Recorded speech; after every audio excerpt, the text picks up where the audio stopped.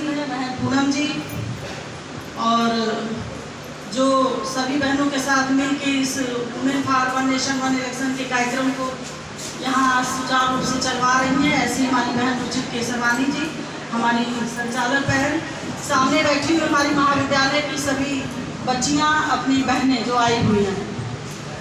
ये विषय आजकल वन नेशन वन इलेक्शन का जो आया है, वास्तव में अभी आपके मेरे आने के पूर्व में लोग यहाँ बता रहे होंगे, और प्रतापगढ़ की धरती पर अपनी बेला देवी के चरणों में भी प्रणाम।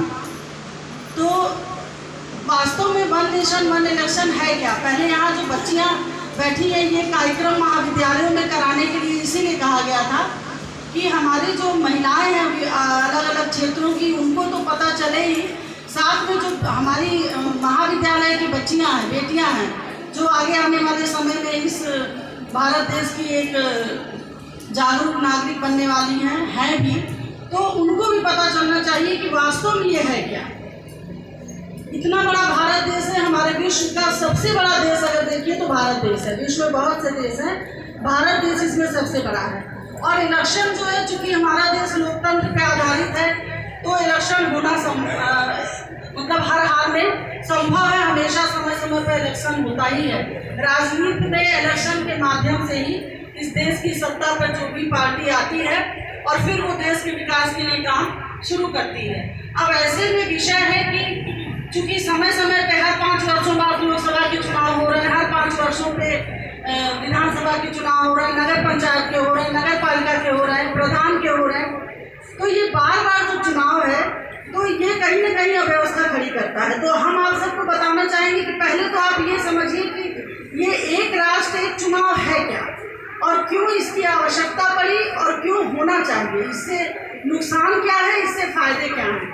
जब दोनों चीज़ें पता चलेंगी तब आपको लगेगा कि हाँ, एक राष्ट्र एक चुनाव हमारे राष्ट्र के हित में है। तो सबसे पहले आप देखिए तो क्या है कि जब हमारा देश बहुत पहले से, आज़ादी के बाद से, बीच में कुछ समय ऐसा था जबकि एक राष्ट्र एक चुनाव की अवधारणा पे हमारा देश भी काम कर रहा था। हमारे 54 में, 57 में ये सब चुनाव हमारे एक राष्ट्र एक चुनाव की ही दृष्टि से हुए थे। लेकिन बीच के कालखंड आए, फिर चुनाव व्यवस्थित हो गया। अव्यवस्थित होने से 5-5 साल पे शुरू हो गया। अब इधर आप देखिए तो राष्ट्र हित में एक चुनाव, एक राष्ट्र की जो परिकल्पना है, वो हमारी सरकार, जो हमारी आपकी जो भी इस समय अपने देश में सरकार है, वो इसको क्यों आगे बढ़ा रही है। माननीय अटल बिहारी वाजपेयी जी की सरकार थी, उनको भी लगता था कि नहीं, एक राष्ट्र एक चुनाव होना चाहिए।